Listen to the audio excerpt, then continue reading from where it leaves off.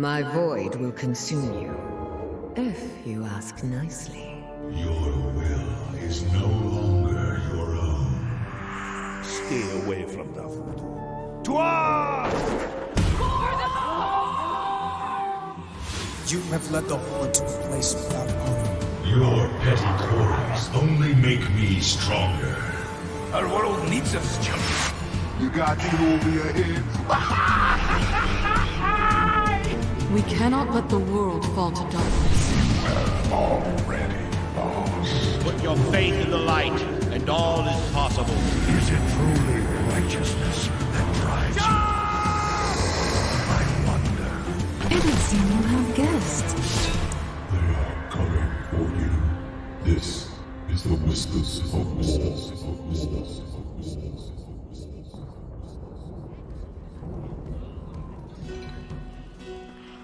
Hello everyone and welcome to show 71 of Whispers of War. I'm your host Sil and let's jump into my week in Warcraft. Luckily I no longer have the Lorgies. I really hope that this is like it now for this year. I've been sick enough, but I guess immune system is at an all-time low. Getting a bit better, so I was able to play actually quite a lot. So what have I been doing? Well, no classic. Big shock there. It's all been about 8.3 and trying to find my way into it. So let's start with what I've been doing. I'll continue with the heritage gear. So my Worgen finally hit Exalted and I did that intro quest for the Worgen heritage gear. It somehow started to bug out and I lost Tess at a certain point. For those who do the intro or who do the heritage gear, they will understand what's going on. But basically you do some stuff with Tess Greymane. And I lost her. She bugged out for some reason and I couldn't find her. I had a suspicion of where she might have been. So before going to YouTube to make sure that I was running the right direction, I just went to where I needed to go in Gilneas and found her, and then the quest wasn't bugged anymore. But yeah, that was not a great thing really, and it seems that a lot of stuff started to bug out with this patch. But I got it. I thought it was quite cool. I do notice that it is very difficult when you've, especially after doing the whole AV things and you haven't really leveled your character proper. Through like BFA content, that then it starts to become difficult because you don't have the armor for any of the things that you do have to do in those heritage gear quests. Just because you do have to kill stuff, that can be really hard if you just don't have the gear or if you just have your heirlooms on still. So that was a little bit of a, I had to do a lot of kite work and you have to really like utilize all your spells, which is not a bad thing, but it was a little bit harder than I expected it to be, honestly. So at least I got my heritage gear. It looks really cool. I think I did take the hat off. I know that a lot of people love top hats. I think it looks stupid on my Worgen, on my female Worgen, so I thought no. But other than that, the uniform looks really, really cool. And it was not a bad quest line, actually. Though I really thought, and maybe that's me, but the night elf that actually gets you where you need to go, I'm being very, because I don't want to spoil it to people, but the night elf that you meet in Darkshire, I don't know, I thought she was evil, because maybe it's her voice, but her voice sounds really, really evil. Like she was going to do something or betray you, or I don't know. But no, that was very anticlimactic, really. She's good, she just has a funny voice, I guess. So that was that. Then I went back to the goblins. I already hit Exalted with that reputation, so I could just jump in. Wow, that was a challenge and a half. So my goblin is also a rogue, but again I had no gear. And everything went alright until you have to start killing things, and I just noticed that she just didn't really pack a punch at all.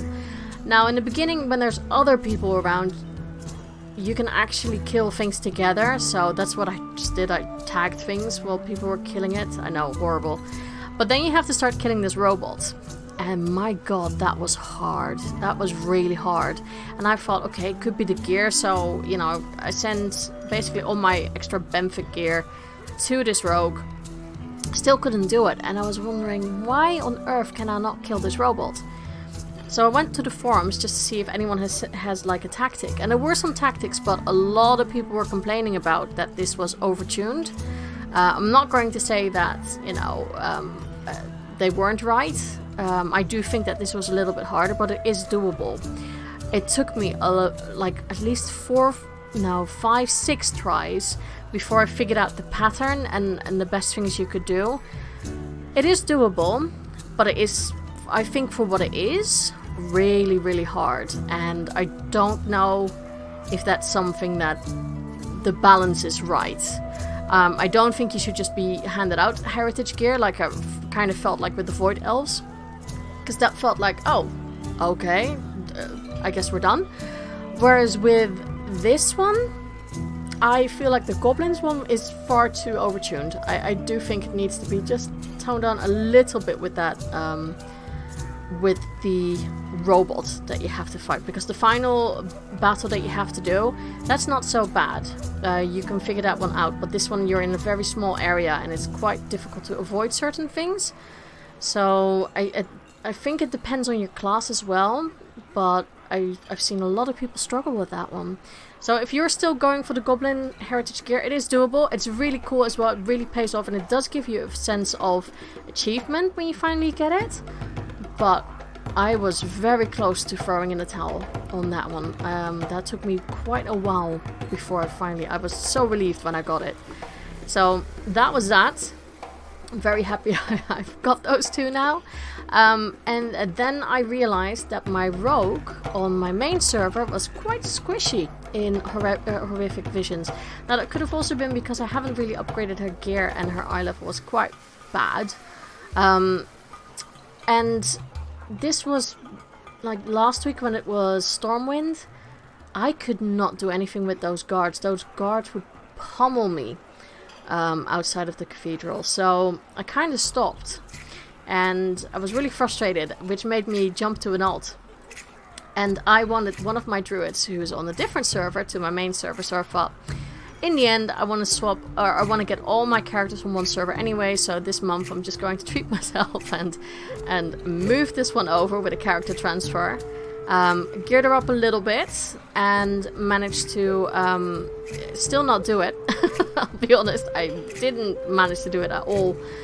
So I kind of gave up, but I did want to do some stuff on her, so I just did some of the dailies that you get in the new areas that are corrupted, and got some more gear, and I did the heroic Warfront, which was profitable, I think, gear-wise. And then I thought, you know what, let's just sign up for the raid, see if the guildies will take me with them, and get some experience with it. But I'll tell you something. The guild is great to raid with. It was a lot of fun, but I do not enjoy my druid. I can tell you that now. So I don't know if it's not a wasted 20 quid, because I can see a lot of RP potential in her, but I'm not really enjoying the playstyle of the druid. I can see balanced druid being very, very powerful, but for me, it's far too chaotic in a fight. And I miss certain abilities that my rogue had. So I thought, okay, well, you clearly love your rogue, so you need to do something with that. And I thought, fuck it, I'm just going to do my best to try and gear her. I mean, there's so many like world quests that scale up. You have enough gold, see if you can get some upgrades, and then, you know, the world quests will scale up with the item level anyway. They will even out. Did that. Her item level was a bit better, and I thought, okay, it's Ogrimmar this week. Let's try it, because I had less issues with getting those guards down. It was just Thrall that I was stuck on for a little bit. But I also changed spec, because everyone, you know, on the internet says that subtlety is not as powerful. I'm not saying it's a shit spec, because it's not. I can hold my own out in the world, but for the horrific visions, so I thought, okay, I'll swap from sub to assassination. because everyone says that Assassination is really good, and I just don't like the playstyle of Outlaw. I know that lots of people love it. It's not my thing. I don't like it. And changed it, tried it out on some of the target dummies to get a bit of a rotation, and I could already see that I was doing more damage than I did on sub, which is kind of heartbreaking. And I thought, okay, well, I have to learn somehow, so I jumped into Division, and fuck me, it was easy. This was so easy. I had no issue. I mean, I stealth through to the 2 guards anyway. I thought I'll just do it quick. Go for the 2 guards, go to Thrall and see how far I get. I basically killed them in seconds. I was really surprised with that. And yeah, that was gear upgrade, but also just the spec made a huge difference. And it's not too bad. So I've actually kept on doing it until because I had so many fucking vessels, but I just didn't use them because, you know, I felt like I couldn't use them. Didn't stop me from getting the vessels though. So did all of that. My cloak is now upgraded. I know that some of you are probably on like level 50. I don't know, but for me, I did 6 today, and I'm quite happy with that because considering that 2 days ago I was super frustrated and I couldn't do anything, I'm really happy that I managed to do it now. And so I did that part. I also got the part of where you have to escort Corona and kill that boss there. I did that.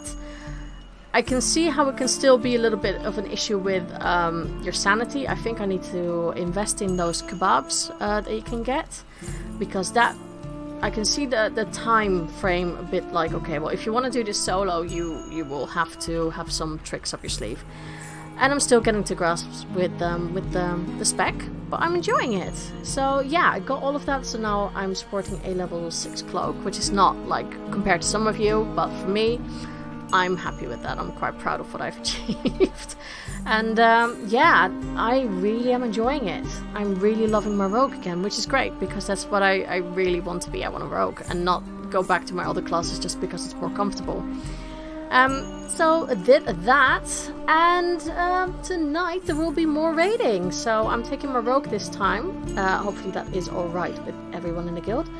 And yeah, just see how I go with that one. So we killed the first 2 bosses, which was Raffion, and then it was the oh gosh, it's the bug. I think the other one is called Maui, or I don't know. The Sphinx kind of thing. We didn't quite get there. We almost had it, but I think there was just, you know, there's so much going on in that fight. And I think we were just very unlucky. And it was, I think people started to flag. You know, at a certain point you just are like, oh my god, have we been here for an hour? That's just too long. So yeah, we're going in at fresh today, and I think we're going to clear loads more. We have great team members and great raid leaders, so should all go well, hopefully. And I hope that I'm not too much of a burden to the team. Anyhow, I have an amazing interview for you guys with another rogue who actually loves subtlety. So I will leave you with Krush and the interview I had with him, and I'll see you on the flip side. And with me today, I'm being joined by a wonderful new guest, a completely new voice. Welcome, Krush. Hey, thanks for having me today. It's great, and you know, you're almost going on holiday, so I'm really, really honored that you make some time to quickly squeeze this podcast interview in. It's really appreciated. Yeah, I'm glad to be here.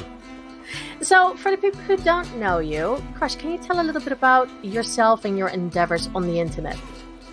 Well, my name's Dave. I go by Crushinator or Krush Online. I first started playing WoW back in 2007. That was really my foray into online gaming, as it were. So it's been quite a while. Not quite vanilla, so I don't get to be the vanilla person. But it was back in Burning Crusade. I've been playing, you know, on and off since, but keeping my sub up, keeping my characters leveled, and really getting into all of the Blizzard games. Okay, do you, taking Warcraft out of the equation, what is your favorite IP after that? Heroes of the Storm, for sure. I started playing that, gosh, I think it's been over 4 years now. It's weird to think that the game's that old, But pretty much right when it launched, I started playing Heroes of the Storm. I'd never played another MOBA before, but the idea of being able to go in and play all of the Warcraft lore characters and the StarCraft lore characters, even later on the Diablo characters, was very appealing to me. So I pushed through the deep legends of Dota and League of Legends and the toxic cultures and decided I want to try this out. It was too alluring. And yeah, I've been playing it since. Love Heroes of the Storm. That's really cool. For people who, because for myself, I have a League of Legends background, so I know the toxicity that you're talking about. It's one of the reasons why I never play the game anymore. How are you finding it with Heroes? Because I know that at the lower levels it's quite mellow, but how does that go when you rank up? Would you still say to people, yeah, definitely try it, or there is some toxicity, but... I think that overall, people are generally quiet in Heroes of the Storm. There's some typing, not a lot. People communicate mostly through pings, maybe 1 or 2 words in chat here and there. There is toxicity in the game. It is a multiplayer game, after all. I'd say that the type of toxicity changes as the skill level changes. So at the bottom, there's the people who think that they're better than they are and are trying to order people around. At the very top, there's people who are just disgruntled with the system in general and don't like matchmaking, so they're toxic in that way. But honestly, where I am, I'm right in the middle in that sort of gold platinum league range. Everyone's just kind of quiet and helpful. You get the odd nut job every now and then, but overall, my games have been pretty calm and good. That's good. That's very encouraging, I think, for any players out there who want to give it a go, because it's quite a fun game. Okay, why don't you tell a little bit more about the podcast that you're doing? So, this is the first podcast I've ever created. I've been listening to podcasts since, like, The Instance and The Angry Chicken, but after a while, I started thinking about, I'd like to guest on a podcast. That'd be awesome. And it occurred to me, why would someone have me as a guest on a podcast if I've never, been on the airwaves? So I started thinking about creating this show, and now I have Krush's Kavern, which is a solo podcast that I do hopefully weekly. It's a little more weekly these days. Just about gaming, life, philosophy, whatever happens to cross my brain that particular week. It's usually about a 10 to 20 minute show. And I've just published episode 10 today, and hopefully I can stick with it. That's really cool. How are you finding it so far? Are you enjoying it?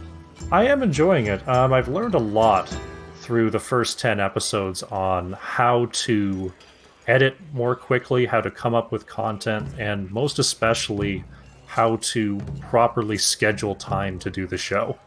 Because for the first few episodes, I didn't have a set recording time. I would think whenever, the inspiration hits me, I'll record a show, and that'll be how I go.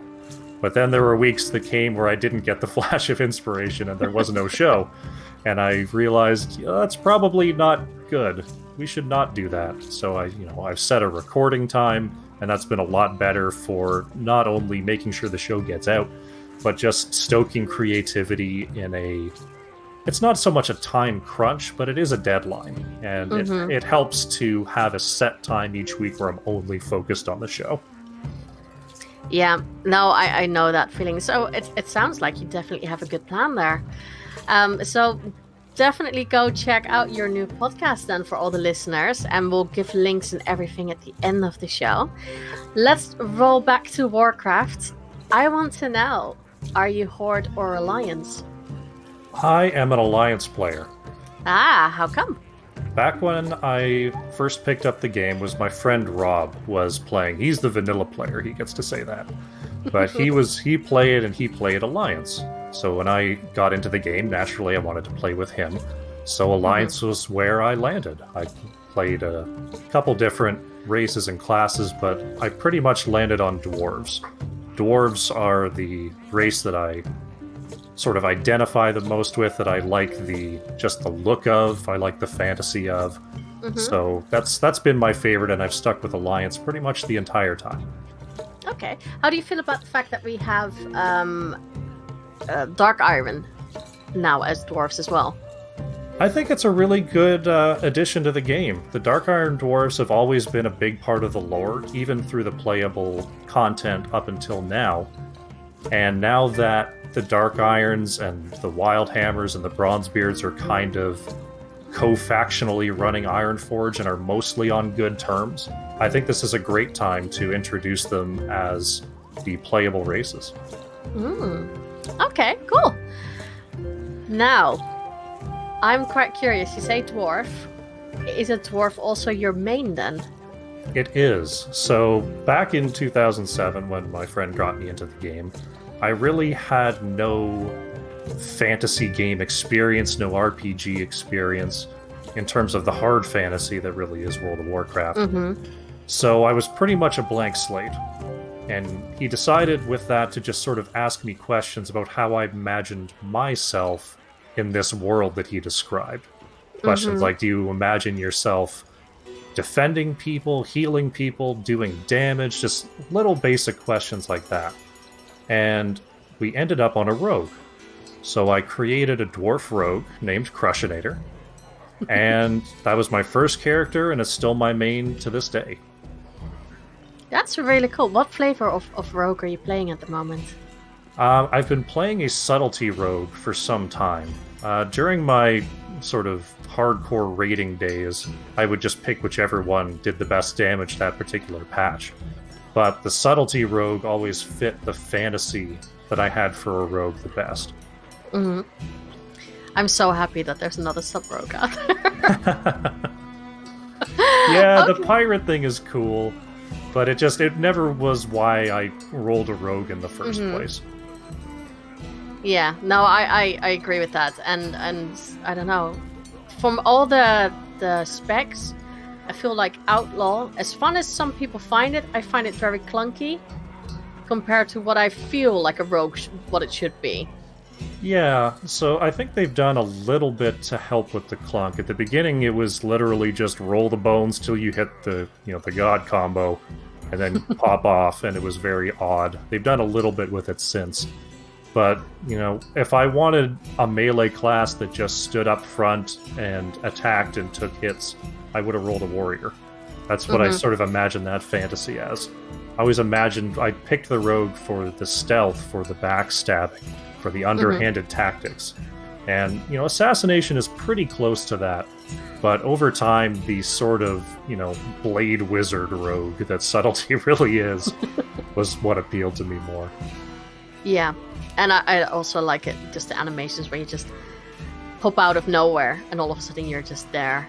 Yeah, especially in the last couple of expansions where they cleaned up those animations, the swooping purpley shadow animations of the sub-rogue are super nice. Yeah, absolutely. Okay, have you ever been tempted by alts, or has it always just been this character? I have played alts over the years. The first alt that I played seriously was probably back in Wrath of the Lich King when I tried a Holy Paladin. Now, it was good. It was nice to go in and just have a spot in pickup groups. Because what was going on at the time in Wrath of the Lich King was everyone was about gear score. Now, we have item level now, but back then it was an extra add-on called gear score that basically does what item level does. And the gearing at the time for rogues going into the Icecrown Citadel raid was you wanted last tier's tier set, which means your gear score was lower than, and one of your trinkets that was still best was 2 tiers old. So it was basically impossible to get into a pickup group because my gear score was too low, and that's all anybody cared about. So, sort of in a pit of frustration, I just rolled a paladin so I could at least get into some groups when I wasn't doing my main raid. I did like the Holy Paladin back then. It was a less involved rotation than they have now. It was pretty much set Beacon of Light and spam Holy Light until the boss is dead. But I still had fun with it. Okay. when it comes to alts, but have you also jumped sides at times that you tried out the Horde side, or has it just always been Alliance for you? I did roll some Horde tunes. I've rolled a Death Knight over there and a Demon Hunter. So basically what the idea with those was I wanted to just check out the most recent story on the Horde side. So the Death Knight started at 55, the Demon Hunter started at, what was it, level 90? Just so I could see the new content over there. That's when they were really dividing the content between Alliance and Horde. So I do have a bit of experience, but I don't think I've ever leveled from 1 on the Horde side. Okay. Is that something you would ever consider, or is it like, I'm not leveling 120 levels? So that's what I think is sort of interesting about the next expansion, is that part is supposed to be a lot easier and more fluid.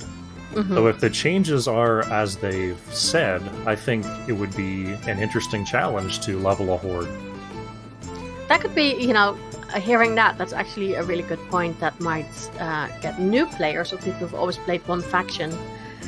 Give them a bit of a chance to experience everything. And I guess the threshold for new players to not use a boost but actually level from the beginning, that will be better for them as well to experience the entire story if they want to. For sure, yeah, because with the level squish coming, it was really just that giant number and all the expansion content that would really discourage a new player. It's like, okay, we're all the way up at this expansion, you've got to play 5 other expansions and then you can join us. It's like, yep. So I got to play by myself for like a month and then I can play with you? Why would I do that? But now everyone's kind of starting at the same place all over again. Yeah, very true. Very true. That I think we're going to get some very interesting changes in the future. Okay, so when was it that you played the game? We all start with creating a character, but when was that point that you thought, oh my god, I really love this game, that you could see yourself playing for hours and hours? What was that turning point? I think the big turning point for me was when I started to raid the new Naxxramas in Wrath of the Lich King. So up until that point, I was leveling, discovering the systems, hanging with friends, doing all that new player good stuff. But once I discovered raiding and that competitive edge, the environment with your friends where you're working as a team, you've got scheduled events every week, that's when I really fell for World of Warcraft. Okay, that's really good. And you said that you got into it via a friend? Yes, so he had been playing earlier. This was a friend that I was over at his house all the time.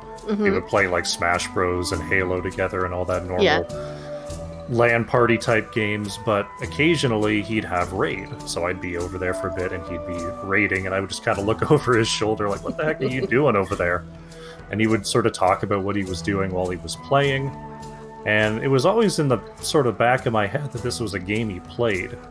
And before I went off to university for the first time, I started thinking about it again, like, I'm moving to a new city, I'm gonna have a whole bunch of time, maybe this is something that I have time for.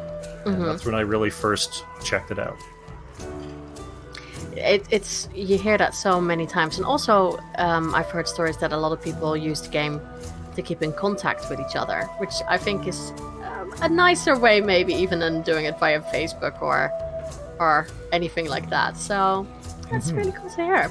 Okay, so let's jump to future stuff.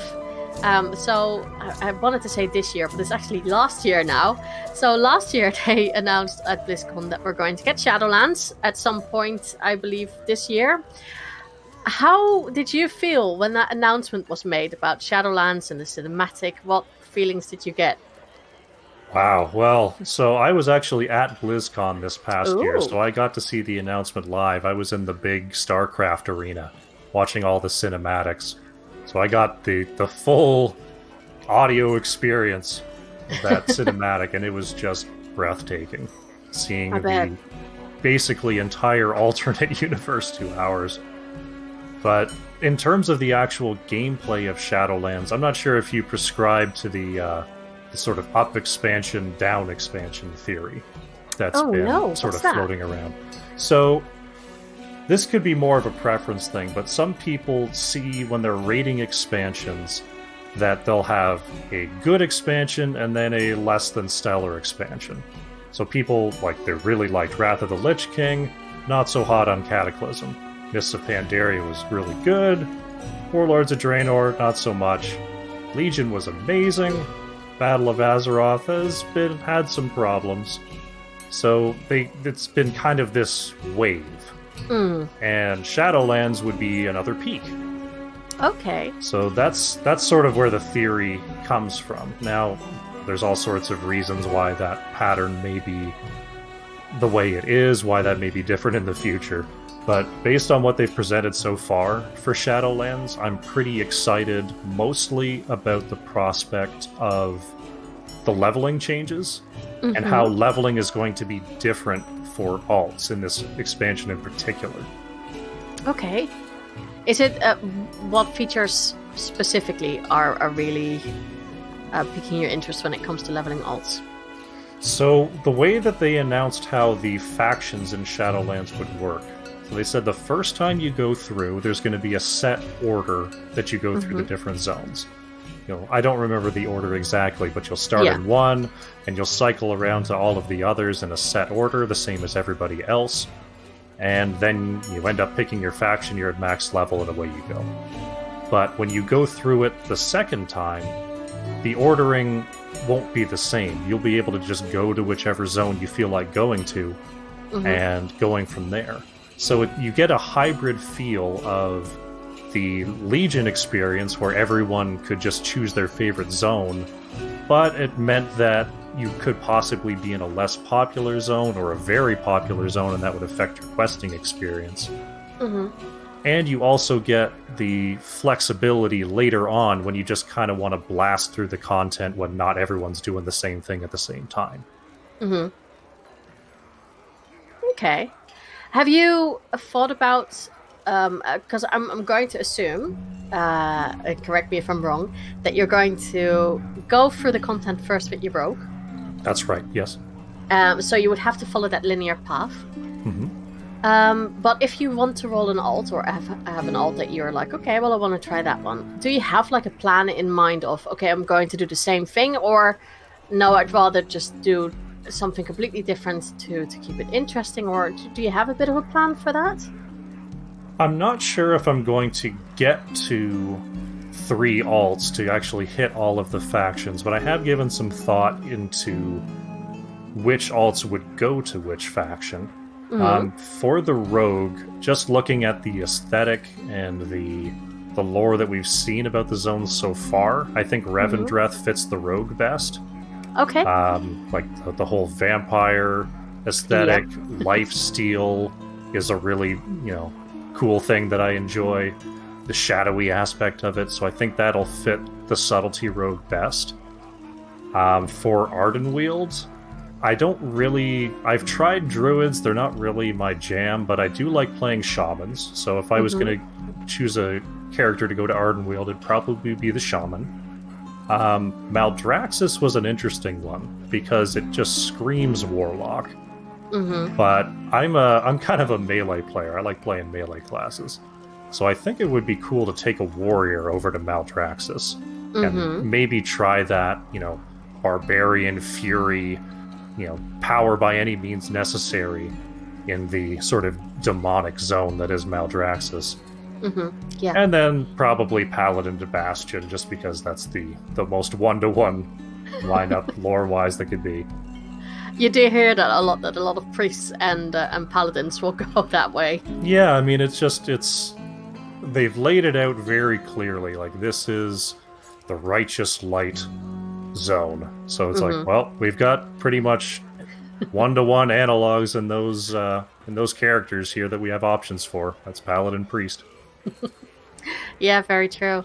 I think it will be really cool when we get some more information about the different factions or covenants, just because it's, we've been hyped for it so much on BlizzCon, but now it feels a bit like, well, I want to know a bit more, and I want to see a bit more artwork and what they're all about.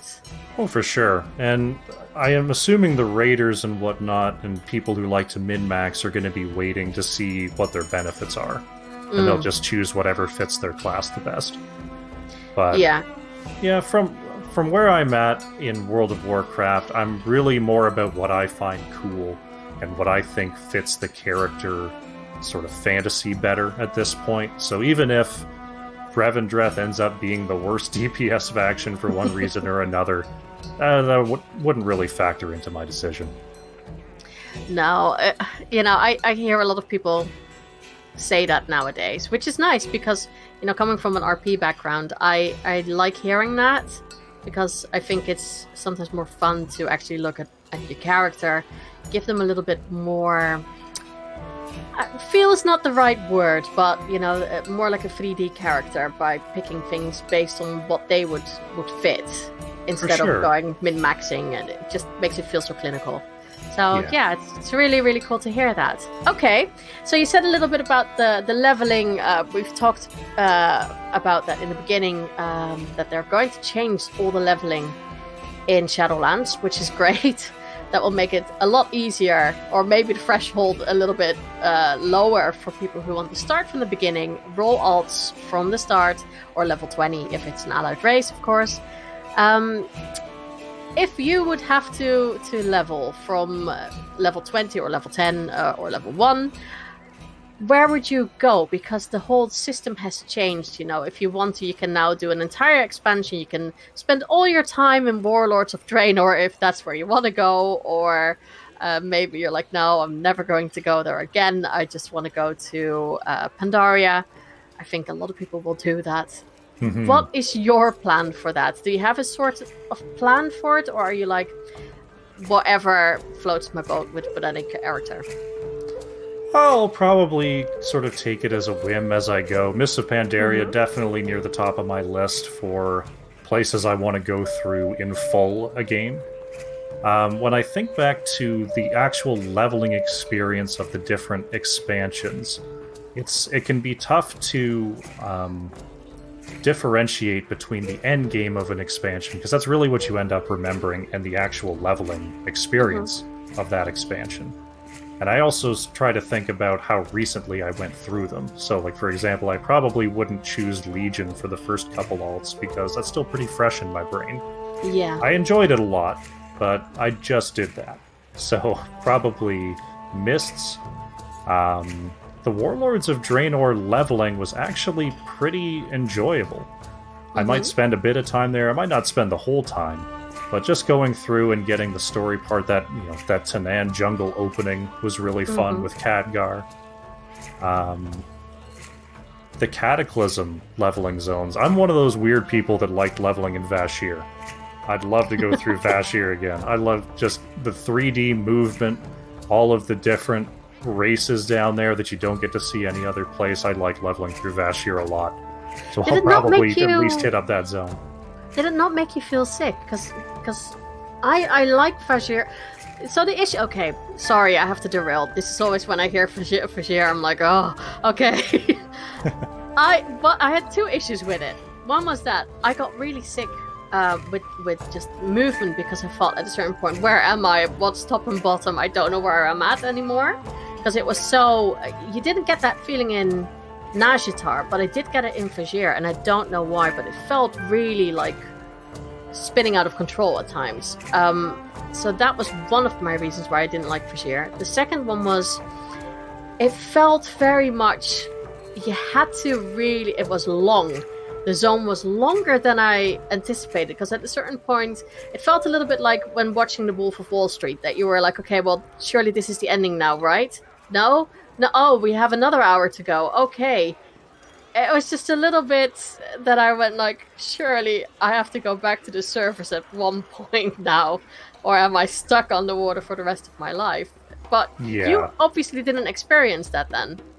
So the zone is very long. So if you're having trouble with the way the camera was moving, or you're not enjoying the quests, you're going to be in there a while. That was definitely so that's why I think sort of the people that liked Vashir really liked it, and the people that didn't really did not, because it was a lot of the same thing. I have heard about the motion sickness, the camera issues from a lot of people. I didn't experience that at all. Now, I don't know if it's because of the way that I tend to move. I strafe pretty much constantly when I'm playing. I don't spend a lot of time rotating my camera left and right. So if someone who's playing that is using, say, like double click on their mouse as their main form of movement, then I can see like the world spinning a whole lot in Vashir. But I never experienced the motion sickness personally. Okay, that's good. I mean, I think for a lot of, because every time people go, oh, where should we go? I always go, don't go to Vashir because, and I give them all these reasons. But that's actually good because if you didn't experience it, there must be more people who have not experienced it. I'm probably just special in some sort of way that I just can't deal with that. But yeah. There were a lot of people that definitely reported the same thing. It's a baffling, because I heard the panic in the community when they said about Najatar, and people were like, no, not on the water. Oh gosh, not the water again. Najatar was a little bit better. I mean, you ended up not being underwater quite so much, but just being able to go in and come out and being able to sort of change that landscape rather than being 100% underwater. And I think the other thing about Vashir, the way they present it when you open up that quest is like, you are underwater and cannot leave. Okay, go quest. You just kind of feel stuck. I remember when I first went through, I'm like, can I hearth? How does this work? Am I just stuck down here? Yeah, no, I definitely got that feeling. Okay, cool. I would love to hear your experiences when you go back to Vashir. Yeah, I'm looking forward to going through it again, seeing if it's the same thing I remember, or maybe it was just a flash in the pan. Who knows? It's like when everyone started to play Classic again and went like, wait a minute. Oh gosh, God. Yeah, I lasted maybe 15 levels and I was like, all right. That's had enough now. I kind of understand where people are coming from. Like, I still have a bit of my rose-colored goggles when it comes to Classic, and I still think it has its charm, but there are some things that, probably because I'm older now, like 15 years old, and I'm like, I can't do that anymore. I don't have time for that. I don't want to do that anymore. My play sessions aren't 9 hours long anymore. I can't... It feels so unsatisfying to log in, play for 30 minutes, log out, and still not have completed the quest that I started. Yeah. I think, you can say a lot about current or retail World of Warcraft, but you get a lot of instant gratification out of things. And I need that at my age. Yeah, it's two different games. You can't just say both are World of Warcraft. Take your pick. It's like, well, very, very, very different. Yeah, absolutely. And I think fair game on people who still adore Classic and pick that as the game. I'm happy that they found a game that they really love, because it means that not to be mean or anything, and I don't mean it in a really nasty way, but it means that there are less negative people in the current game, because you actually cater to the people who want something else, really, but the game can't be anymore. Yeah, so I see what you mean, and just in terms of the people who were unhappy with WoW, but still needed WoW in their life, so they would play the modern game and just be grumpy about it. Now they've got something that they can actually play that is WoW, that's hopefully what they wanted. Exactly. Hopefully. Okay, so let's go way back to Warcraft 3. And we talked about this a little bit before the show to pick a main topic to talk about. And I think that a lot of people know that I do come from a Warcraft 3 background. Like, I used to play it a little bit. I never finished the entire campaign. I don't know why. I just never finished it. And now I finally got reminded, oh yeah, Warcraft 3 is out. And waiting for an extra month, I still haven't played it, in all fairness, because there are visions that need to be done now with patch 8.3. But yeah, too busy. I'm too busy now. But how do you feel about Warcraft 3? Because you told me that you didn't play it when it was released all those years ago. What made you get the game, and what are your views on it? So yeah, I've never actually played Warcraft 3 before. I've only heard about it from other people in terms of how the story has massive implications on World of Warcraft, how it informed the RTS genre in general. There are still people playing after, gosh, what has it been, 20 years to this day? And I wanted to experience that campaign again. And over the years, I thought about, I could just go and play the old game, and then people go, okay, to play the old game, you got to go to this website and download an old version of the Battle.net launcher. And then you got to go into the code and change this or that to change whatever port. And I was like, it's okay. I don't need any of that. And I would just quickly lose interest. But then they announced in 2018 that they were going to redo it. I was like, perfect opportunity. It's the original game, zhuzh up the graphics a little bit, throw it on the modern launcher. That's exactly what I wanted out of the game. I just want to experience that old campaign, see the stories that are referenced in World of Warcraft, the characters before I knew them, and yeah, I've been excited to play. I haven't been able to play yet, unfortunately. I'm about to head off to Florida for a week, but once I'm back, I'm ready to get into it. Cool. And it would be really interesting to hear what you think about it. I mean, for me, the only reason why I really wanted to buy it was because it has better graphics than it used to. Because I can't look at the old graphics anymore. So, I don't know if you've heard, there's a lot of controversy with Warcraft 3 at the moment. There is, yeah. I thought a lot of people were going to be happy with it, but it seems that a lot of people are not very... positive. And I was in game today in World of Warcraft, and someone said in trade chat, I don't know why you would ask in trade chat, but someone asked in trade chat, so should I get Warcraft 3 Reforged because it looks really great? And wow, there was a lot of negativity there. So what have you heard about the negativity, and what are your views on it? So, I mean, the outrage news cycle on YouTube and the depths of the subreddit have really taken a hold of this one. But I feel like there are definitely some legitimate complaints when it comes to this release.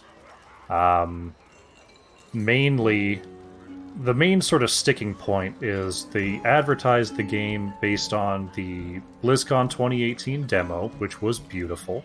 And the promise of 4+ hours of Reforged cinematics. That was the line that they used. So they got the video, they've got the line. They show it all these great up-resed graphics.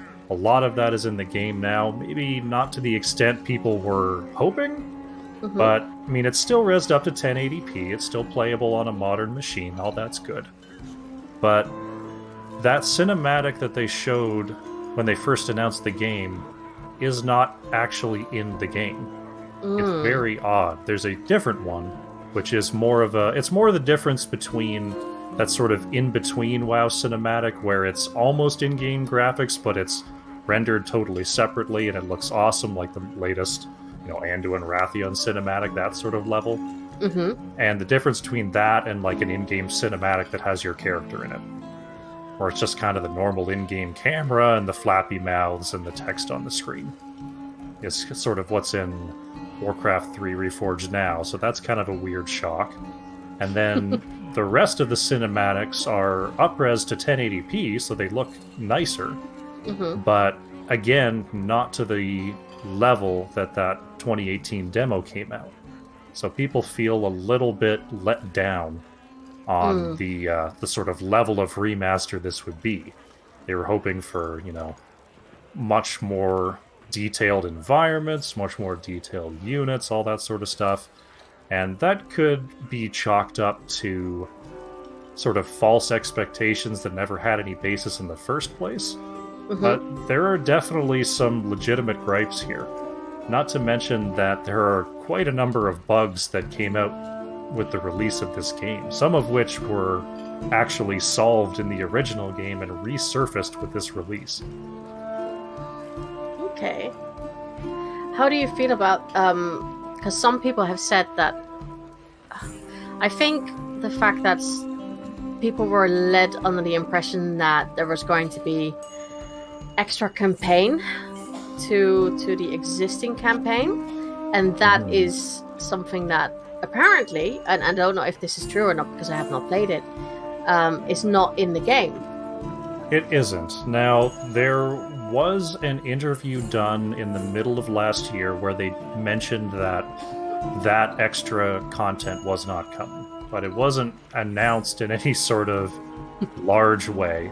It was just sort of quietly done on a Polygon interview, or whoever had done the interview, that, yeah, they bit off more than they could chew with that one. They wanted to keep it more true to the original game, however they wanted to say it. But if you were following the Warcraft 3 news along the way, we knew that one wasn't coming. But overall, I think the part that sort of stings the most when I think about it, and this doesn't affect me. In fact, it doesn't affect very many people at all. But who it affects are the people who have been loyally playing this game the entire time up until now. And that's the functionality of the old BattleNet launcher is now gone. So stuff like your clans are gone, your in-game profiles are gone, all of those custom features that the new launcher doesn't have, because there are different features now. You don't need clans when you've got, all of the BattleNet friend system, right? But now the game is not playable in a network fashion on the old launcher anymore, and a lot of people feel pretty slighted about that. Yeah, I bet. And I think I also read something about the fact that you weren't allowed to modify anything in the game. It's not so much that you aren't allowed to modify it, it's that you don't own that modification. So, we all know the story of how Defense of the Ancients got spun into Valve's hands. Yeah. Because it was built in the Warcraft 3 engine, and there were no such clauses, and Blizzard ended up losing the license to that game mode. So they really just put in some clauses into Warcraft 3 Reforged saying, by the way, anything you make in our system is legally our property. Doesn't mean you can't mod things, doesn't mean that you can't go in and create stuff, it just means that you can't then go turn it into your own game and make money off it. Which is fair enough, I think. Honestly, I think that's fair enough. Okay, well, I think people will have to wait for our reviews on Warcraft 3 then, but would you say, first glance, from your point of view, should people still buy it or wait? I think at this point, I would wait to see if they come out with a patch fixing some of those bugs in the next week or two. I am fully expecting there to be a patch sometime in the next week addressing some of the more egregious bugs, like, saves being deleted or loading into a black screen, things like that.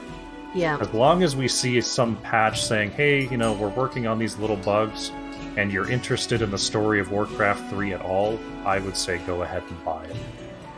Okay, I think that's a very fair point. I might even wait now with playing just until the patches come out, because I know how much I would rage if my save game is not going to be saved properly. Yeah, like you don't want to risk things like that. And as sparse as those issues might be, I don't want my first experience with Warcraft 3 to be tainted by strange technical issues if I can help it. Exactly. Okay. Right. Let's go back to current World of Warcraft. How do you, as an Alliance player, how do you feel about the factions, Horde and Alliance, now that we sort of have peace? Sort of. Well, that's the sort of thing about World of Warcraft, right? It's the sort of peace. So we're back to the previous cycle of a common enemy that we have to not necessarily work together to defeat, but we just have to not be attacking each other to defeat. Which I think is fine. It's fine for World of Warcraft. Once again, the idea gets floated in the community of why is there a faction divide at all? Maybe we can all just be one big happy family, which is not something that I'm super into. I think the faction divide is important for the game in terms of the lore and just in terms of what the reality of the situation is for the Horde and Alliance. It's not like, oh, we're friends, let's all just move into each other's cities. I don't think that makes sense from a realistic perspective or a lore perspective. And I understand why people are asking for this. They want to play with their friends, and they don't want to be limited to which races to play in order to do it. Totally understand that. If there's some sort of systems improvement or systems feature that could eventually be developed for people who just want to create a raid team with their friends regardless of which faction they're playing, I think that would be a great feature. But in terms of the lore of the game and the default systems, I think the faction divide is important to keep. Okay, I think that's a very fair point.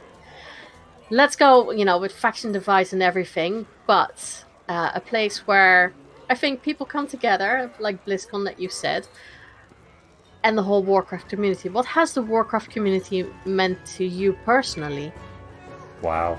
So, Warcraft's been a part of my life for going on 13 years now. And thinking of all of the communities I'm a part of now, the games I'm playing, the friends I have, it all started with World of Warcraft. And a small group of friends, some of which I knew, some of which I didn't yet, and how that evolved into where I am today, which is, I'm part of a podcasting community now. I'm following streamers and content creators. I'm in Discord channels playing games with all sorts of people. I've traveled, in real life to go see these friends in different parts of the world more than once now. And all of that wouldn't have been possible if World of Warcraft hadn't been such a great game to build a community around and find people around. And I don't take that for granted. I love hearing stories like that. It makes I don't know, the toxicity that you sometimes see about gamers and gaming and all the negativity. It's just nice to hear the other side of it, and I think especially when we get the negativity in game, it's nice to actually hear that there's also another side to this community. Absolutely. And I think with any game, when you talk about like the general chat channels, that's where just everyone gets dumped in. That's like the high school of gaming. Everyone's forced into one place whether they like it or not, and you're just exposed to everyone who happens to wander through. But once you start subdividing into guilds, subdividing into Discord servers, Skype calls, what have you, and you start finding people who you want to spend time with, rather than people that you get thrown together with, is really where the magic comes through. Yeah, that's a lovely way of saying that. I like that. Okay, let's go to some lighter questions.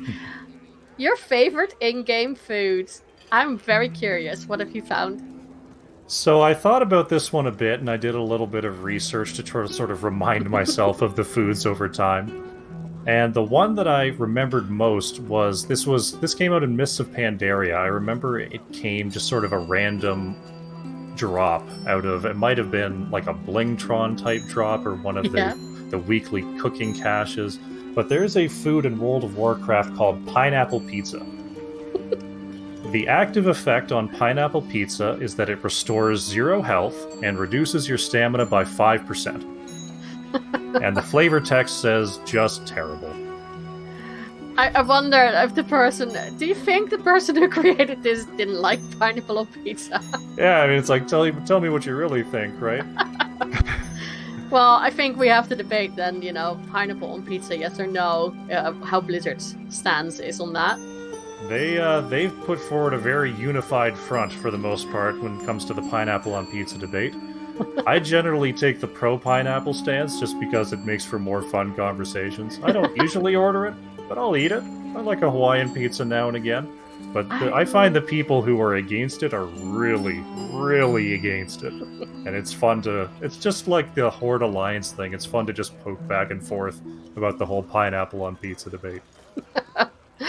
You know what? It does make for a good debate. Yeah. I'll agree with that. All right. Well, let's go to your final question of tonight, which is the weird one. I'm very aware how weird it is, which is, what is your whisper? And for those tuning in just now, this is the first time you're ever listening to the show.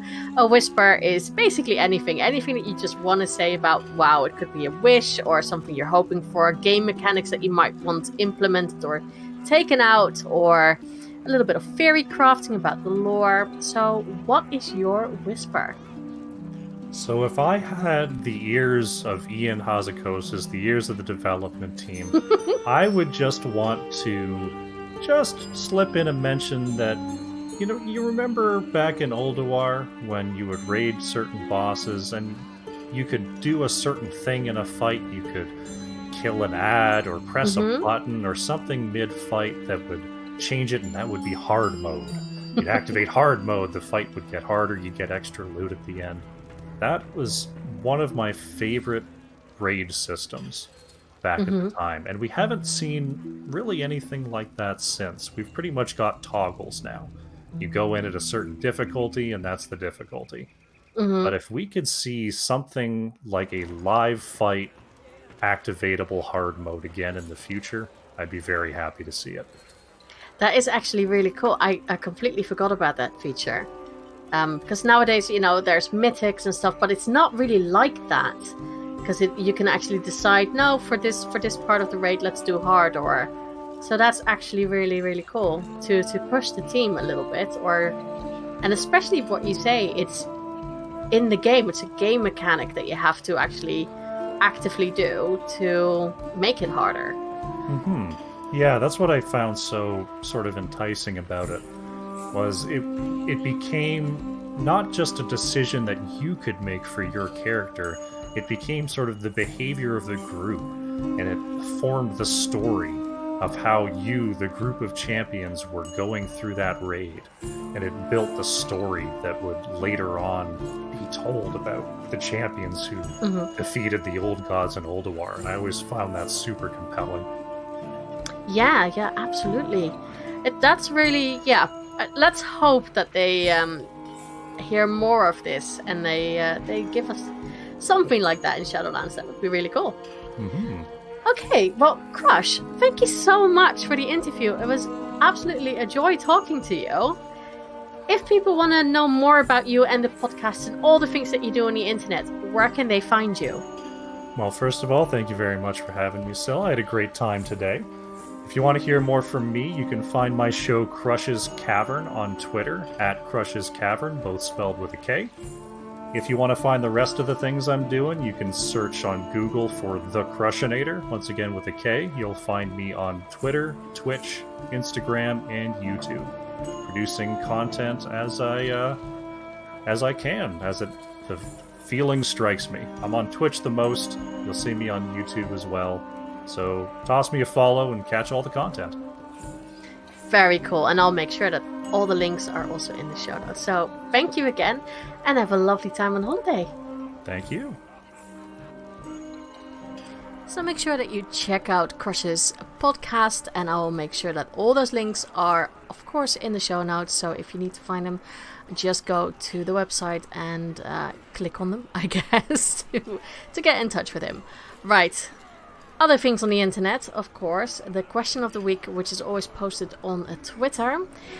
Now let's go to all your answers to this question. I wanted to know, what was the moment that you were so happy in game you had to just tell me? So I wanted all those happy stories from you guys. So what's your happiest moment in the game? And let's see what everyone said. So Nick Z said, beating the rogue mage tower late on the last night before the patch. Fuck that imp mother boss. Yep, I tried that on my druid and failed. So I don't have the pretty kitty skin. But yeah, I think mage tower achievements are amazing. Charactercraft said, when Invincible dropped or when the Ashes of Valar dropped, I text my friend at 4 a.m. to let them know. I wasn't pleased. Well, I hope it was just because it was 4 a.m. and not because they weren't happy that you got it. But, ooh, ouch, 4 a.m. That's dedication. Kuno said, I was super stoked when I got green fire during the top progression. I think that was with the Warlocks, isn't it? That you got. That, I think I remember something like that. For some reason, I remember Ro talking about that from Realm Maintenance. I remember that he was talking about that, so I think I'm correct, but I'm not entirely sure anymore. Ryan Longacre said, getting my Frostmate Challenge artifact, though I do recall being awake at 3 a.m. during Wrath and doing a 40-man raid on the cities to kill the faction leaders. That was me nuts, I guess. Oh man, those old raids, they were cool though. I really used to love going just, okay, back when I was solidly Alliance, it was, okay, let's go into Orgrimmar and Thunderbluff. But that was fun when you got pushed back from the big spires, I guess, from the city. Ali said, I have lots, so it's hard to choose. When I got the Headless Horseman and Ashes of Alarm mounts, when I completed the Healing Mage Tower for my Holy Priests, or maybe when the guild called AOTC on Argus in Legion. There are many more, but that's a good start. I think those are things that you can be genuinely very happy about. So, you know, the more the better, right? The more happy moments in game.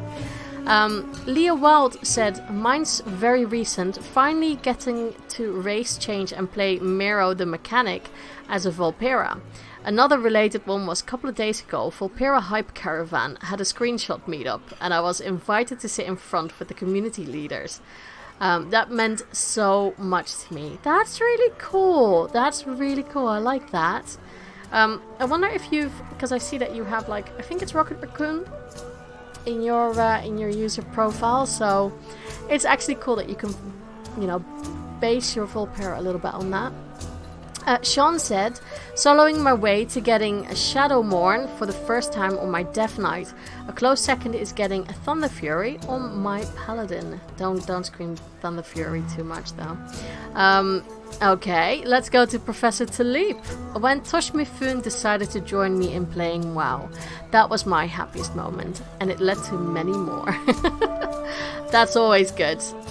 Scrubs vs. the World said being a part of the only Alliance run on Garrus to get ahead of the curve in Crucible of Storms was pretty awesome. Nice, very nice. Plaggy said, the very first time I hit level cap, I started playing in TBC and never capped until the Hellion raid came out at the end of Wrath of the Lich King to hold us over till Kata. I was so happy. Astrid said, exalted with Netherwing when it was current and getting the Flight Master's whip trinket from the race. I had to do that race with my partner too, so he could get his. Also, just chain running dungeons with 4 other friends, chatting away, still friends outside the game. Oh, best of times. Gwen Dark Iris said, there are many, but the first one that comes to mind is finishing the Terragosa questline on my birthday. That's perfect timing. Wizard Live Studio said, dancing on the ground as bait as a hard-to-kill resto druid, while my boys are hovering above ready to pounce. That's the best way. Frasley said, happiest moment was when I got the name Frasley finally on the guild where my main guild at CTR Guild is. So there you have it. Those are all your happiest moments that you have in the game. Over the years, I hope that you guys have many more happy moments. Feel free to always tweet them to me, because I love reading them out. But this is the end of the show, so where can you find everything and anything? Of course, go to whispersofwar.podbean.com if you want to find those show notes with all the links. Of course, join our Discord because it's always fun. Go to dragonpoweredstudio.com/Discord. Twitter for the question of the week is at whispers_of_war, or my personal one, which is McMonkeys with a Z. Email whispersofwarpodcast@gmail.com, and Twitch is twitch.tv/McMonkeys with 2 Zs. And this is it. I hope that all of you are enjoying the game, enjoying patch 8.3 already. I guess we're getting ready for Shadowlands now. Maybe you've also played Warcraft 3 Reforged. Let me know how that is. I'm going to try that this week a little bit, but I'm not too busy in Visions. And that's it. So I wish you an amazing time, guys, and I will talk to you all next week. Bye-bye.